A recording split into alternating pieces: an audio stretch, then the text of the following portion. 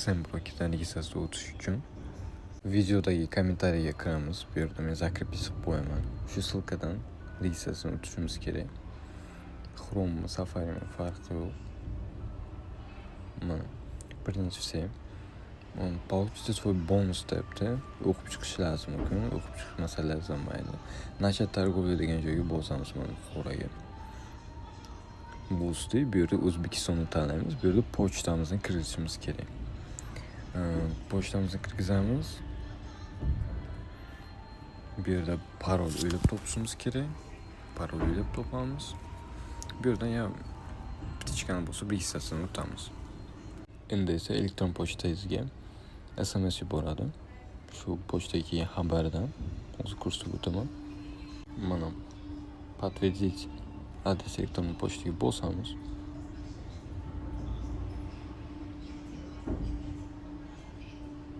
Подтвердить qildik. Подтвердить qilgandan keyin для начала подтвердить свой счет. Подтвердit'ni bosamiz yana bu.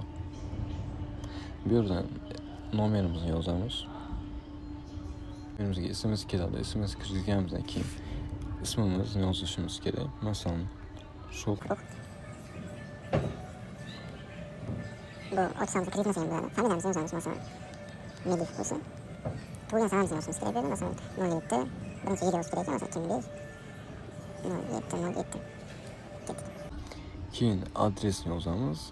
Shahar, улица, почтовый indeks masalan 140100.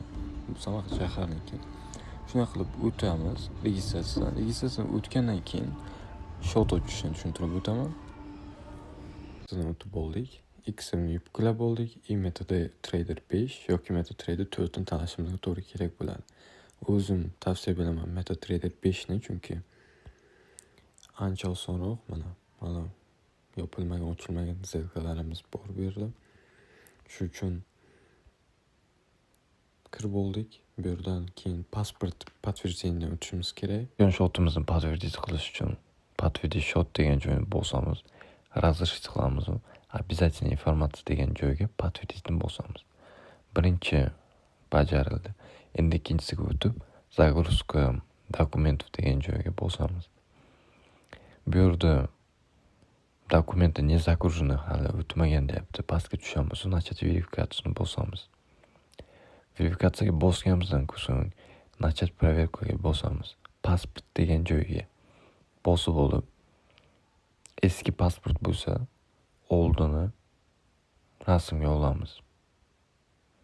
Oldin rasmga olgandan so'ng bizni yuzimizni Face ID'dan o'tkazishni so'rab o'tadi. Shotni qanday o'laymiz? Masalan,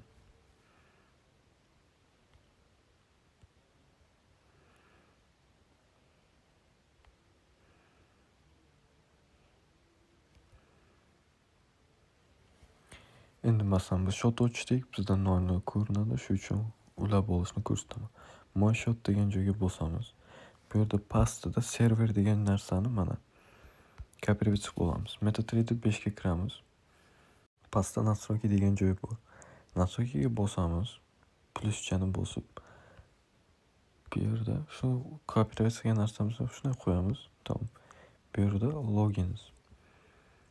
Loginni ham xuddi shu yerdan bosib olamiz. Mana nomer shoti.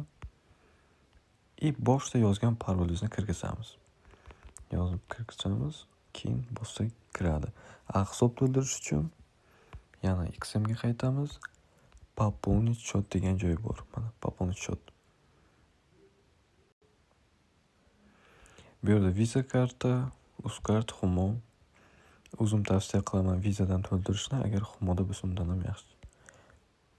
Visada chunki eng minimalni boshiga menimcha $5 edi. Hozir minimalni $15 bo'lgan. $15 kirgizamiz. Bu yerda подтвердить. Bu yerda karta raqamini yozasiz. Hamda qachongacha amal qiladi и CV kodini.